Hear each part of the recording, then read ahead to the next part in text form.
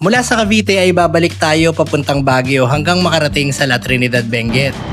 Ayan Inabot din ng halos 335 kilometers ang biyahe dahil dumaan kami sa isa pang alternatibong ruta papunta ng Baguio, ang Asin Road. Ang gandang pagbasta ng mga bundok. Dito ay madadaanan natin ang iconic Eagle of the North. At syempre, ang sikat na Asin Tunnel. Okay, maraming salamat sir ha. Thank you so much. Mga tulay, kurba-kurbang daan at pabago-bagong panahon ang ilan lang sa aming naranasan. Pero bukod dyan, ay muli naming may experience ang kapayapaan sa gitna ng kalikasan. Bagyong-bagyo na talaga. Sama-sama tayong i-enjoy ang biyahe at pagmasdan ang ganda ng Benguet. Dito lang sa Alternative Route.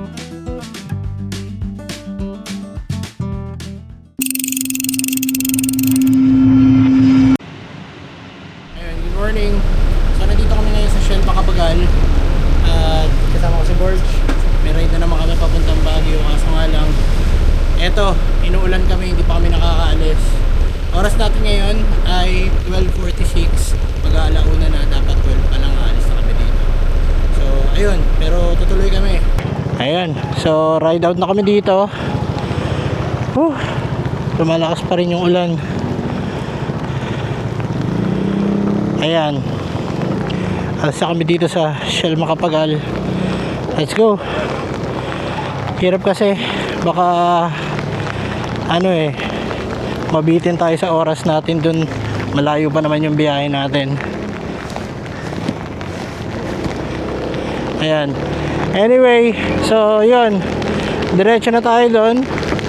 At ayon kay Google Maps ay meron tayong 244 kilometers para marating yung Eagle of the North. Dun pa lang yun ha. Pero pagdating natin sa Eagle of the North dyan sa La Union ay kailangan pa nating umakyat ng 40 kilometers mahigit para marating yung Baguio. Okay, kilometer 0. Pasok na ng Binondo. Let's go. Adonis, yo. Sabi, lakas ang ulan. Aray ko. Ayun, so stop over agad kami dito sa Valenzuela sa McDonald's. Magkakape muna kami. Diyos ko, grabe yung ulan, sobrang lakas. Stop over lang kami sandali, magbe-breakfast na rin kami dahil ginutom kami sa lakas ng ulan.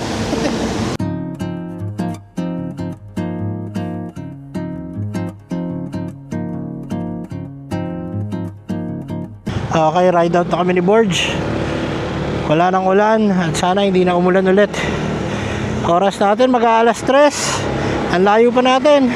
Ayan, 3:18 ng umaga. Nandito na tayo sa Arco ng Malolos, Bulacan. Buti na lang hindi na umuulan. Okay, ito na, 3:36. Papasok na tayo ng Pampanga. Sa wakas nalagpasan na natin mga lubak-lubak. Okay, San Fernando, Pampanga na. Yeah, let's go. Alright, kaliwa tayo dito. Pwesto na tayo. So, mag-u-turn tayo dito. Okay, 4:30 na ng umaga. Nandito na tayo ngayon sa Angeles, Pampanga. Ayan o. Ganda ng daan nila. Yeah, 4:48 na ng umaga. Malapit ng sumikat ang araw. Pero nandito pa rin kami sa Pampanga. Grabe, ang lamig. Ay, ang ganda talaga ng daan dito. Sarap. Woo! Let's go! Let's go, let's go, let's go! 5 o'clock, nandito na tayo ngayon sa Capas, Tarlac. Medyo mabagal na yung natin dito, under natin kasi medyo madami ng sasakyan. Pero okay pa rin, tuloy-tuloy pa rin. So kabilang yung takbuhan namin. Ito si Borge. Borge. May Facebook page din yan. Follow nyo, Left Lane Lab, saka sa TikTok. Ang daming bold nyan dun. Follow nyo yan guys, para meron kayong ibang parang point of view ng mga ginagawa naming rides. Alright, SM Tarlac na. Medyo maluwag pa rin yung daan dito. Woo!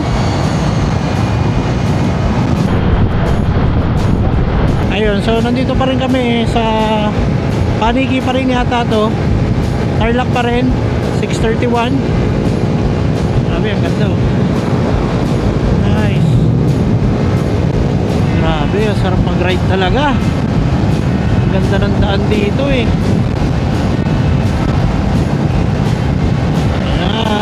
88, 89, 90.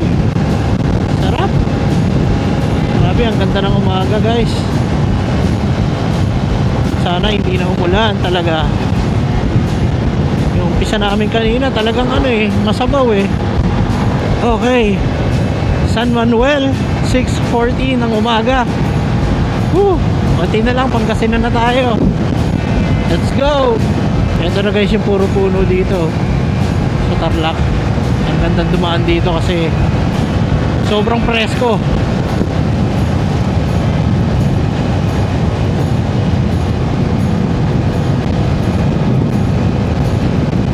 Ayun, yung lalaki ng puno eh.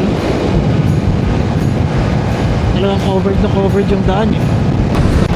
Kaganda ng mga puno oh. The best. Nandito na pala tayo sa Pangasinan guys. 6:47 ng umaga. Rosales, Pangasinan. 7:08 na ng umaga. Nandito na tayo sa Urdaneta. Medyo mabilis-bilis na yung daloy ng trapiko dito kasi nakalagpas na tayo dun sa may ano eh, sa may pinaka-sentro. Ayan na. Ratrata na naman. Yeah. Oras natin ngayon ay 7:35 ng umaga. Nandito na tayo sa Poso Rubio, Pangasinan. Bale, meron na lang tayong 16 kilometers para marating yung Arco ng La Union. Pero para marating natin yung Eagle of the North dyan sa La Union, kailangan pa natin tumakbo ng 40 kilometers. Siguro mga isang oras na lang o isang oras mahigit. Pero bago tayo dumiretso doon, mag-i-stop over muna tayo dyan sa may Rosario para magpagas. Ayan, Bawang 54, Agoo 32 kilometers. Malapit na yan. Ay, nakikita ko na naman yung mga kabundukan dito sa kanan. Grabe, nakakamiss ang Cordillera Bulol. Cordillera kasi yun. Ayan na, palapit na naman tayo ng palapit sa mga bundok. Konti na lang, papasok na tayo ng La Union. Ayan na, ito na yung bridge. Papasok na tayo ng Arco ng La Union. Yeah.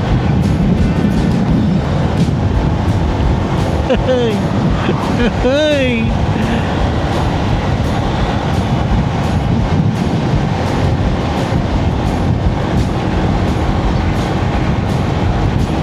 Ayan na. Hindi na lang.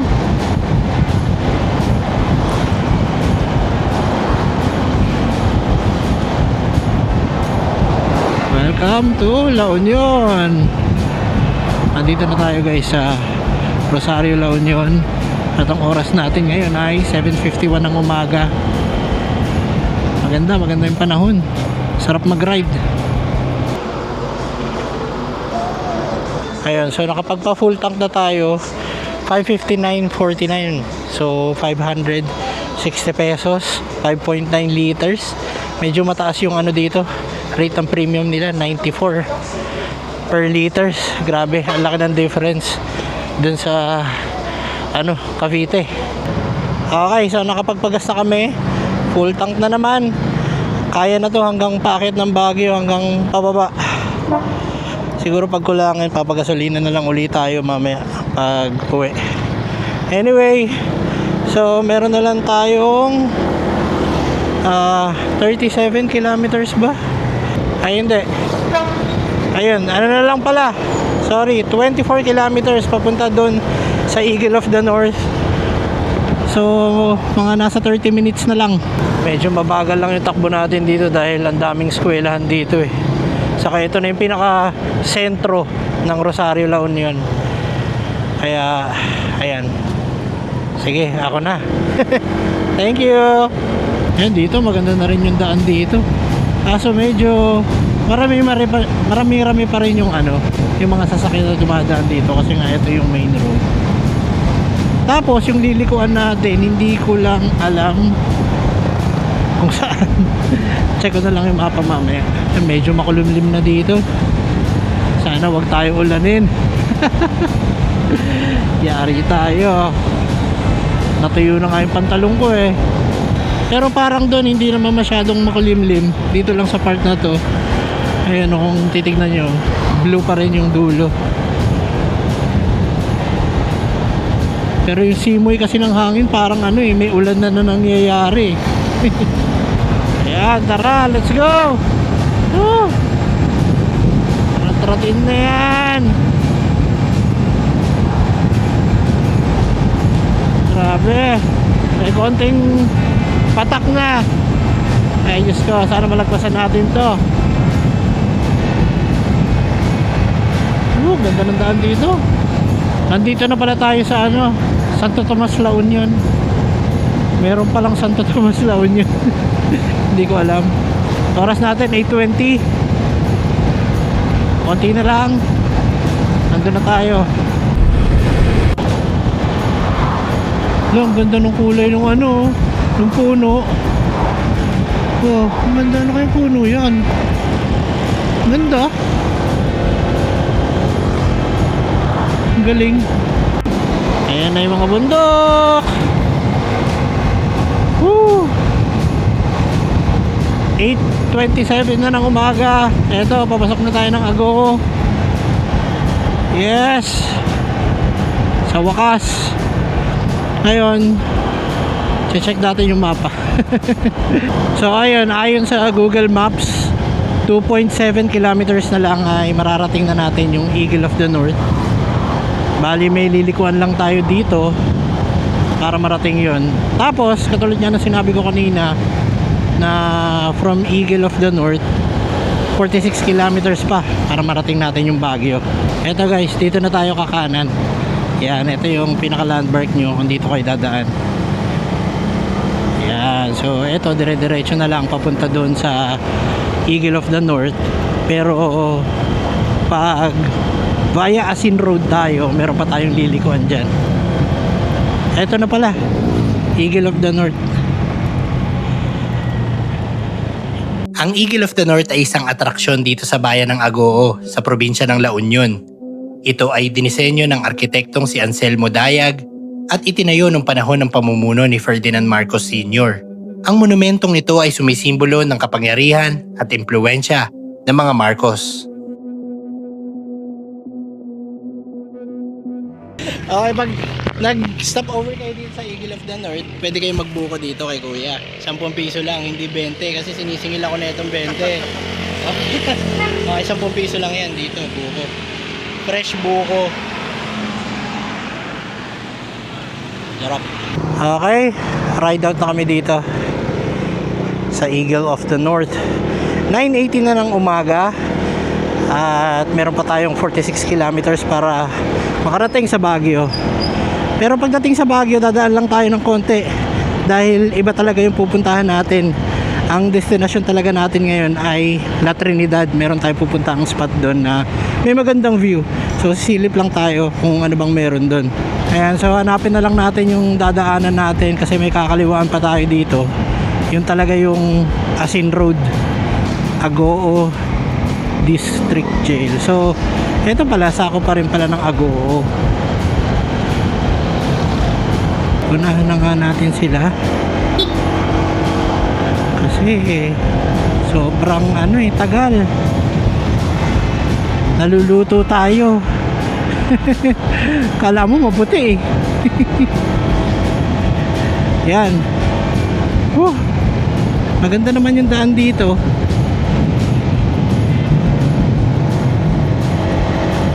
Ayan, sarap.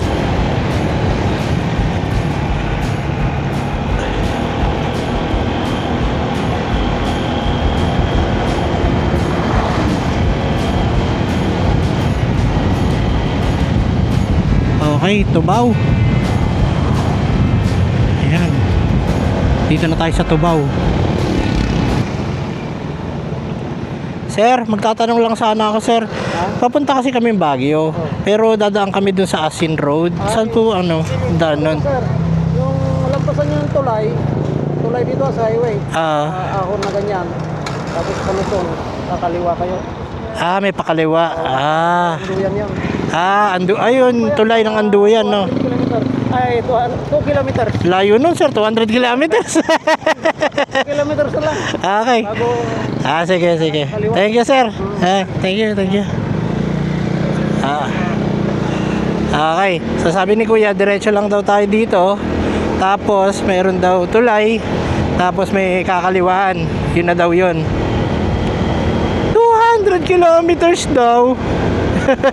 Kanina medyo mainit, pero ngayon makulimlim naman.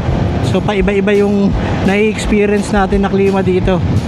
Ayun yun yung mga mga kabundukan sa Baguio. Kitang-kita na natin dito. Solid na naman. Ito na yata yung tulay na sinasabi ni Kuya.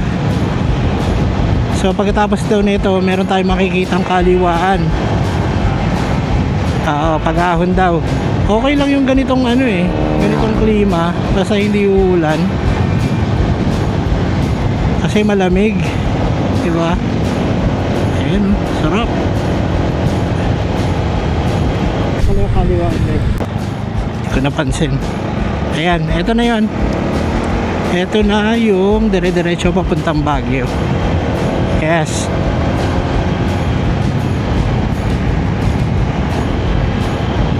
Sabi nila maganda daw yung daan dito kasi halos walang dumadaan at yung iba nga pinipili dito dumaan para makaiwas dun sa mga traffic sa Marcos Highway, minsan sa Quezon Road pag sarado.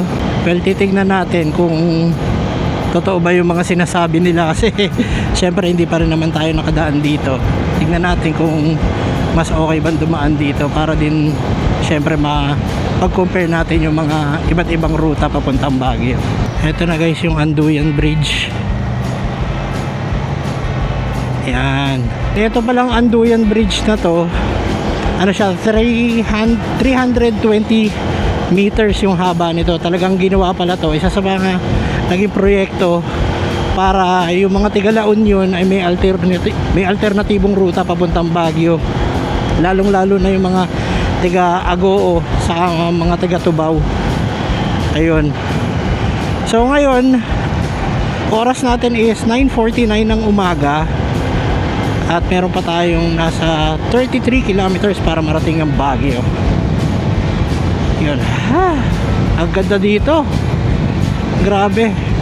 Parang wala halos dumadaan talaga na sasakyan.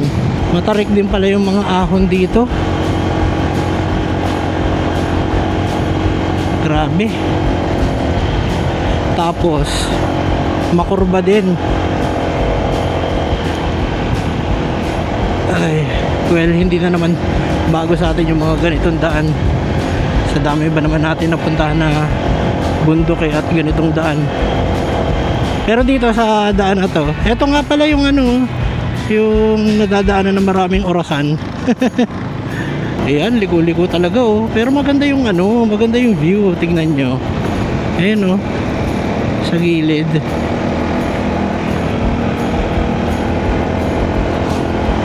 Saka dito natin madadaanan yung Asin Tunnel. May dalawang tunnel tayong madadaanan. Hindi ko lang alam kung ganong kalayo simula dito.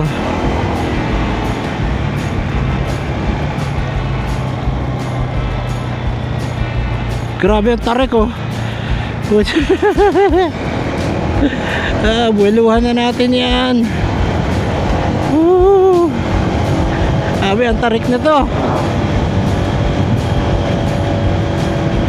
Nandito na pala tayo sa Tuba guys, Tuba Benguet.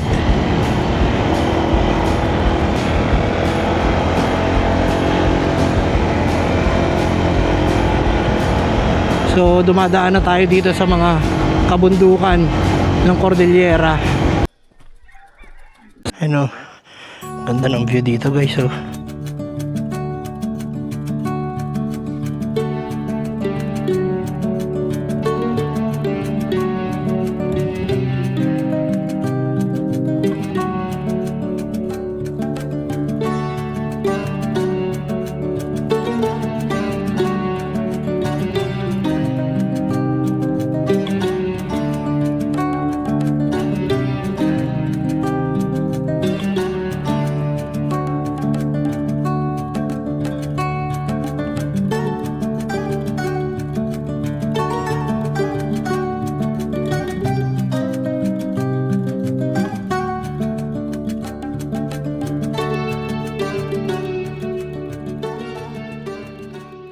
So pag dumaan kayo dito sa Asin Road, madadaanan nyo tong spot na to. Ito yung daan.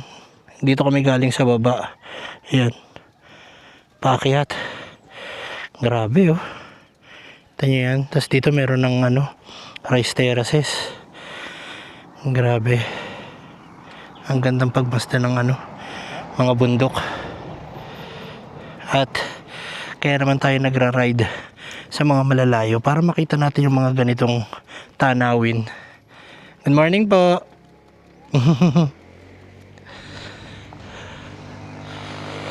Ay. Sarap puminga, napaka-presko.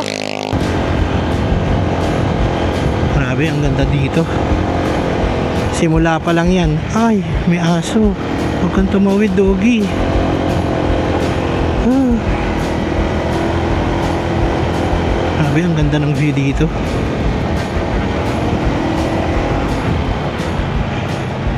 Oo. Sitio Tarong. Konti lang talaga yung dumadaan dito. Hindi katulad sa Marcos Highway. Well, Marcos Highway kasi talagang yung pinaka main road papuntang Baguio noon pa eh. Tapos Cannon Road, ganun din. Medyo marami ding dumadaan dyan. Ang challenge nga lang dito, eto, kurba-kurba talaga. Grabe, ang tutulis din pala ng dito, ng kurba. Tapos yung ahon medyo matarik din, katulad na ito oh. Oh, taas na ito. Grabe. Parang mayat maya nga. Puro kurba, walang tigil. Oras nga pala natin ngayon 10:18. Hindi ko alam kung part pa rin to ng tuba, pero ayan, hindi pa rin tayo tumitigil sa kurba-kurbang daan na paahon. At umuulan na. Ito na nga ang sinasabi ko. Diyos ko, wag naman sanang lalakas.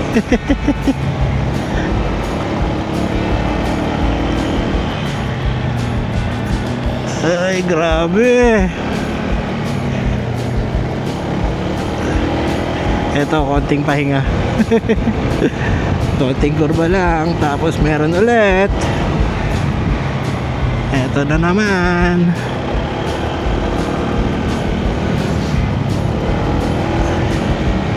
Ayan, ang ganda na ng view dito guys. Actually, mataas na tayo. Kaya kung makikita nyo, may mga part na patag lang naman pero kurba pa rin. Sa kung yung view dito sa sa kalye na to, kung makikita nyo, parang halos makakapantay mo na yung tuktok ng bundok eh. Welcome to Nangalisan, Tuba Benguet.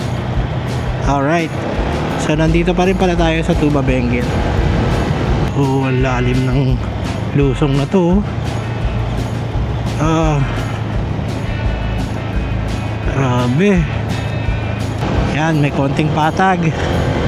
Woohoo!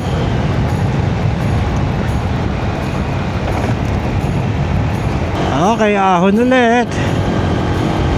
Yes. Doon sa mga nadaanan natin kanina, kung napansin nyo, dami pa rin mga nakatira, daming residente. So kailangan medyo mag-ingat tayo dyan.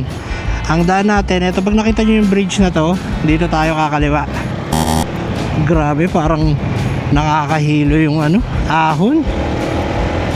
Paahon pa rin ng paahon.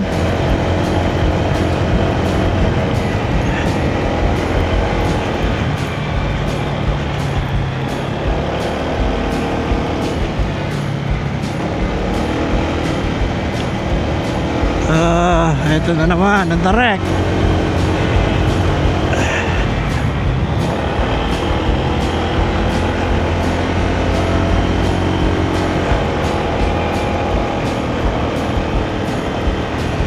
Ayan oh, grabe naman yung tarik nito.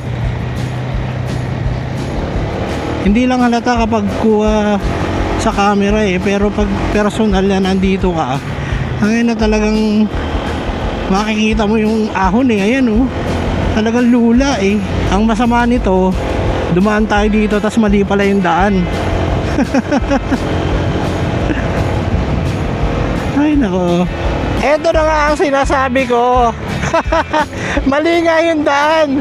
Ay na bida-bida kasi. Mali. So babalik na naman tayo. Pero palusong naman yung karamihan. So mabilis lang. Pero ayan, hindi na nawala yung yung mga ligaw moments namin ni Burch eh. Eto guys, yung nilikuan natin kanina kasi nga nagbida-bida tayo. Galing tayo doon sa kanan, tapos kumaliwa tayo dito. So mali pala. Dito tayo, kakaliwa tayo. So dapat dinire-diretso na lang natin. Pero sabi nung pinagtanungan namin doon sa taas, may daan din naman doon papuntang Baguio. Ang tinanong kasi namin kung nasan yung tunnel, yung Asin Tunnel. Kasi yun nga yung gusto nating daanan. So dito daw yung tamang daan. Ayan. Ganda ng daan dito. Yes. Ang presko.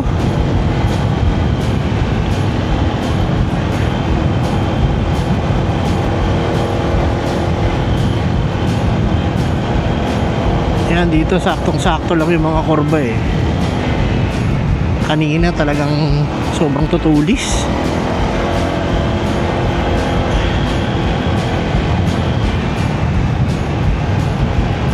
Paiba-iba na yung panahon dito.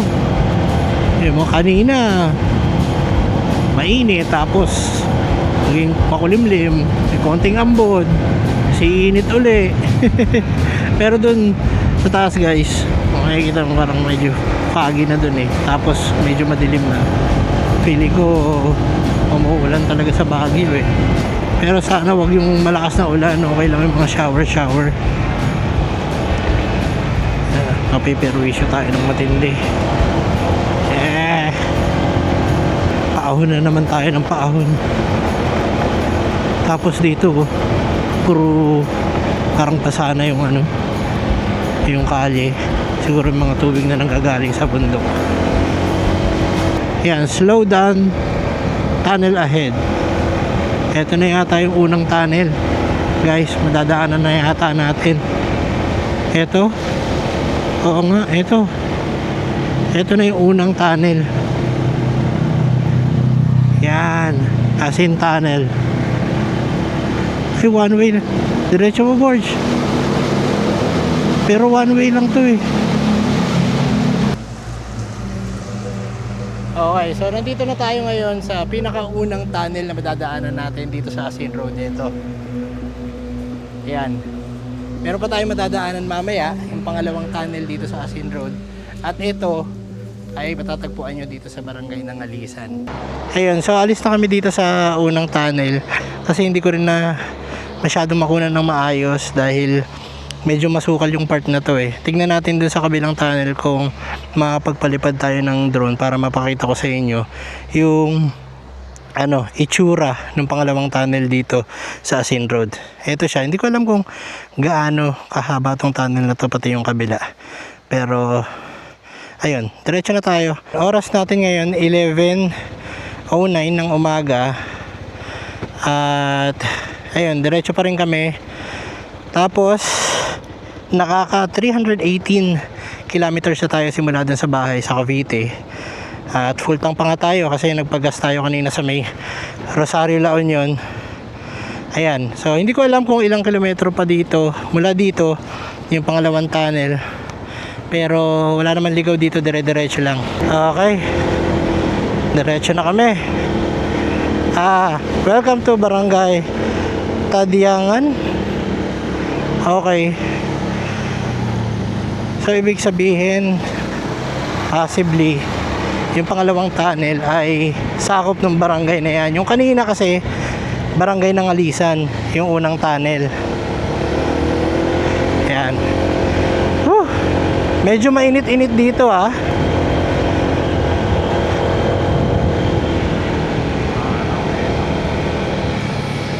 Ayan, slow down, tunnel ahead, meron agad. So ibig sabihin parang magkasunod lang sila. Ay oo nga.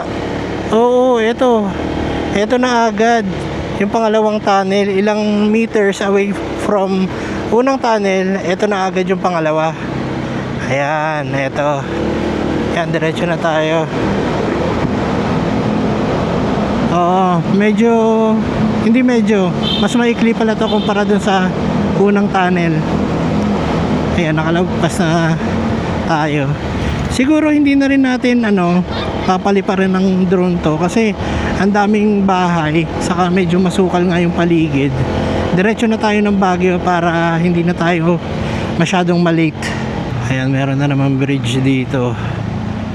I love Tuba. Yun. Tapos yun, napansin ko rin na medyo masikip pala yung daan dito. Yung umpisa pa lang, nung umpisa namin, yun lang pala yung parang medyo maluwag. Pero pag pa-tunnel ka na, medyo masikip na yung daan. Tapos ang daming bahay, parang residential area na talaga. Tapos ganun pa rin, paahon pa rin. Wala naman lubak-lubak, espaltado naman. Kaso nga lang, masikip. Hindi katulad sa Quezon Road na tuloy-tuloy yung yung biyahe mo sa Marcos Highway kasi mas malalaki yung daan. Dito naman parang may mga part na kailangan mong magbabagal kasi nga may mga tumatawid, ganyan. Pero tulad nga ng sabi ko rin, mas less yung sasakyan. Ayan, 11:22 na guys.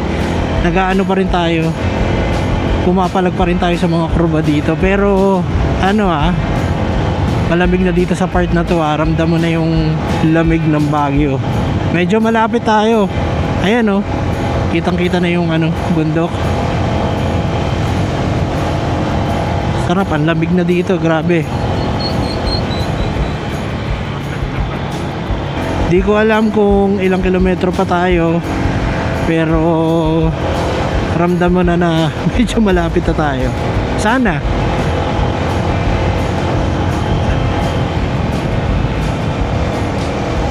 Medyo basa. Basa nga lang yung daan dito. Hindi ko alam kung umulan ba o galing ba sa bundok o Ay, napaka-presko, ang sarap.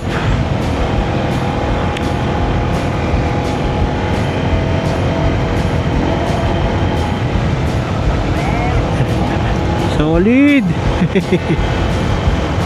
Baguio na ba to? Oo nga eh.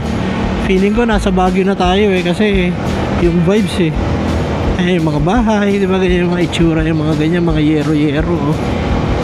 Feeling ko Baguio na to kaya malamig na rin. Ayan, thank you, please come again. Ewan ko, basta hindi ko alam kung Baguio na to o hindi. Basta malamig. Oo, yung talaga yung dating yung vibes ng lugar Baguio feels talaga Ayan na, medyo foggy na dun sa natatanaw ko. Baguio na talaga. Ayan na yung mga bahay-bahay thank you po. Asin Bridge 2 pala to. Okay. So ibig sabihin, dito pa rin tayo sa Asin Road.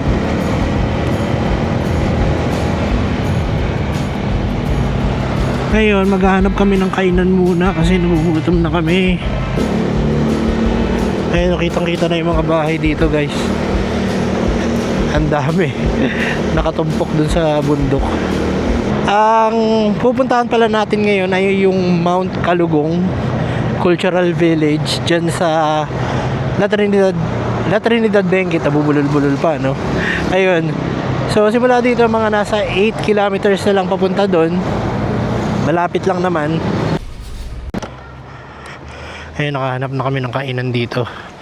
Mama Cook's Eatery. Ayun, kain muna. Tanghali na. Grabe, ang lamig dito. Bukaneg Street. Ayan, kain muna kami ni Borge. Alas 12 na yata. Ito ulam namin. Dinakdakan, chicken curry. Ayan, patay ng tao.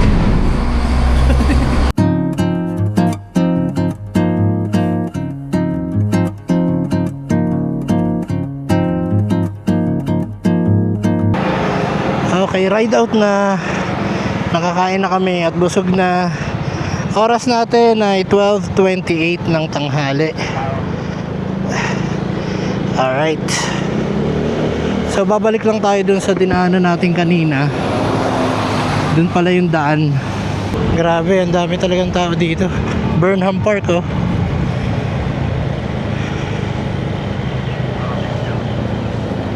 Sarap dito, malamig, pero dito mismo sa city napaka-crowded talaga. Kaya bihira lang talaga din ako pupunta dito sa city. Kasi napaka sikip, daming tao. Kaliwa tayo dito. Pero bawal motor dyan. Sige sir. Ayun. Eto si sir. Pupunta rin palang La Trinidad. Sundan na lang daw namin siya kasi medyo naliligaw-ligaw kami dito sa loob eh. May mga daan kasi na hindi ka pwede pumasok, katulad ng Session Road, may mga one way. Mahirap talaga pag hindi mo kabisado kasi yung tinuturo din ng mapa ay hindi naman minsan accurate. Ayun, kita pa si kuya. Nauna na siya eh. Kuya, wait lang. Ayan, dito pala daan. Ito na yung pababa ng ano, di ba? Marcos Highway. Lamig.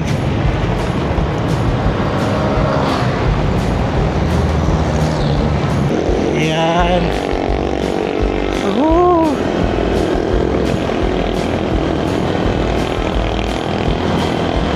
Eto na.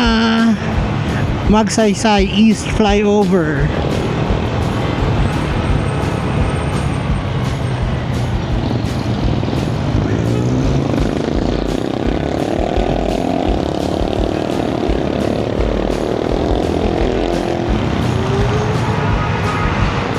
Ayun.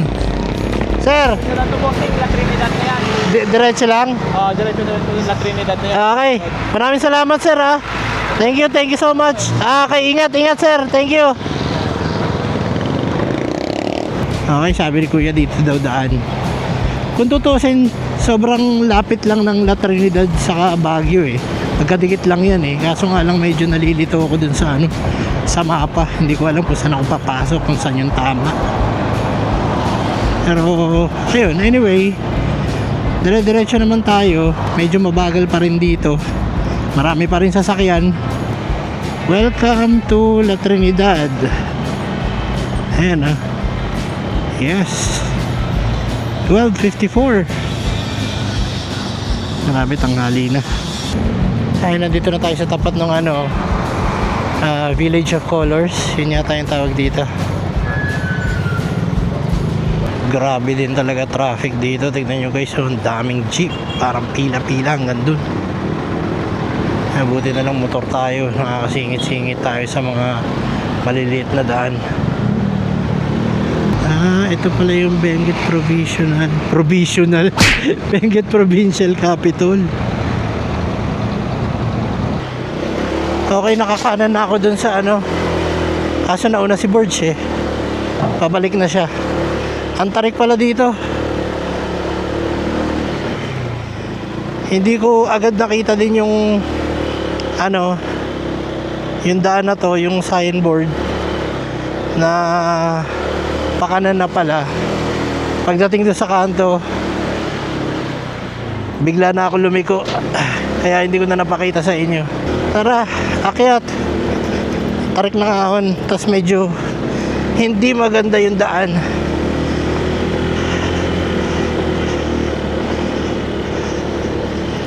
Ay. Ay.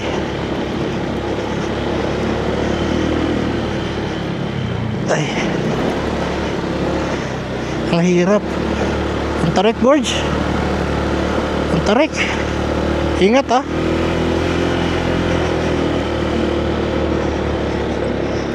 Ingat, Borge. Parang medyo madulas pa yung daan. Dito na kami sa may gitna ng Mount Kalugong Umakit na kami doon kaso hindi ko na-record. Hindi ko pala nare-record. Ayun o. Yung dulo na yan. Diyan, galing na kami dyan kanina. Inakit namin yung motor, ang tarik sobra. Tapos bumaba lang uli kami kasi kala namin bawal doon. Mukhang pwede naman pala. Mas madali yung access kesa dito. Pero yun, akitin pa namin yung taas. Hirap ng maraming dala.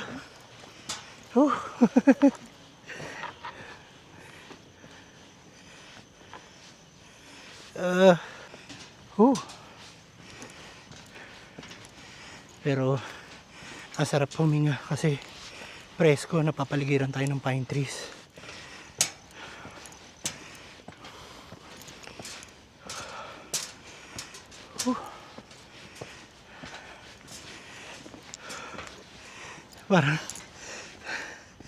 Parang nakakatakot din eh. Walang tao. Magandang hapon po. Magkano po sir entrance? 120 po. Ang Mount Kalugong Cultural Village ay isang payapang paraiso sa kabundukan ng Benguet na napapalibutan ng mga pine trees at kahanga-hangang rock formations. Dito mararanasan ang katahimikan ng kalikasan habang tinatanaw ang nakabibighaning 360 view ng La Trinidad Valley at mga karatig bundok. Ito ay isang perpektong lugar para sa pagninilay, pagpapahinga at pag-appreciate sa kagandahan ng kalikasan.